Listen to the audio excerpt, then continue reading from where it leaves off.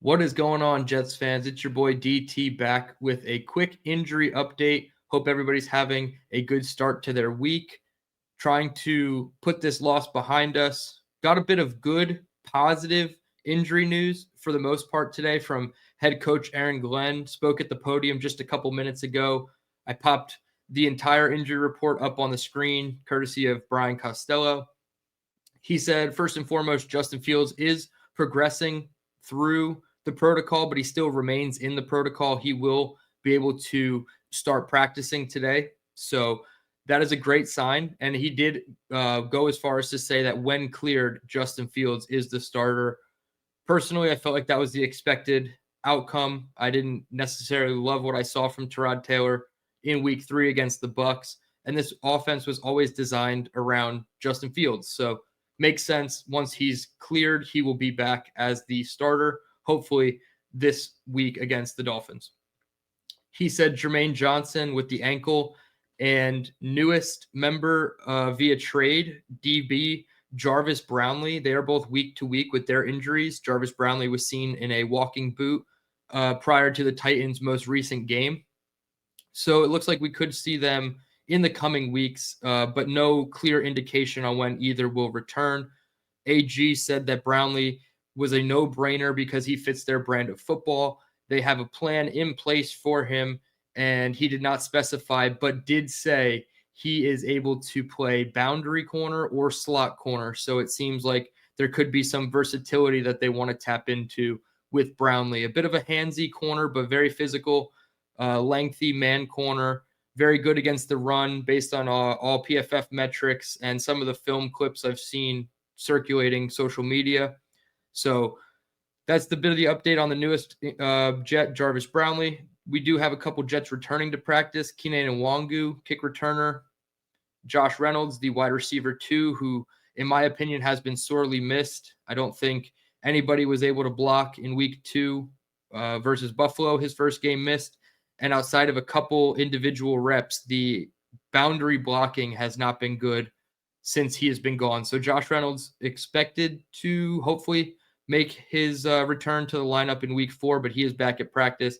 Tony Adams with the groin, he is back at practice. And J2 Fele, after about a 2.5-week illness, he is also back at practice. And all 4 of them are projecting like they will start for the Jets on Sunday. So much needed boost, positive injury update for us.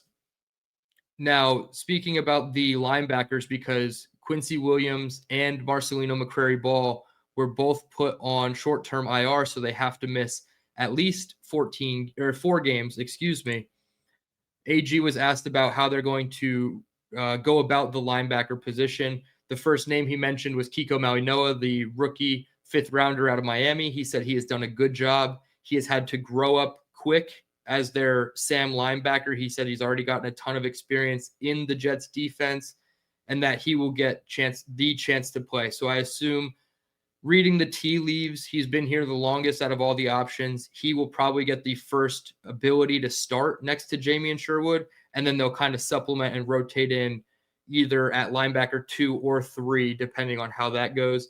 He also mentioned Cam Jones, former Indiana Hoosier, couple-year veteran. They just signed around cutdown day, I believe, from the Colts, if I'm not mistaken. Or the Chiefs, the Chiefs, yeah. He will be able to help them. He said as well, AG said that Cam Jones will be able to help them at linebacker rotating in.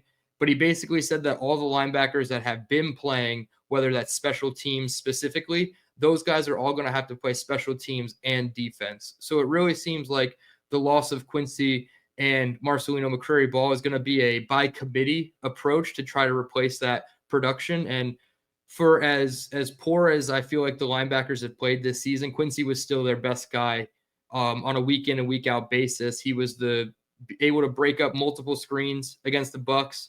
Even if he missed the tackle initially, he was able to hold them long enough to allow the other defenders to rally.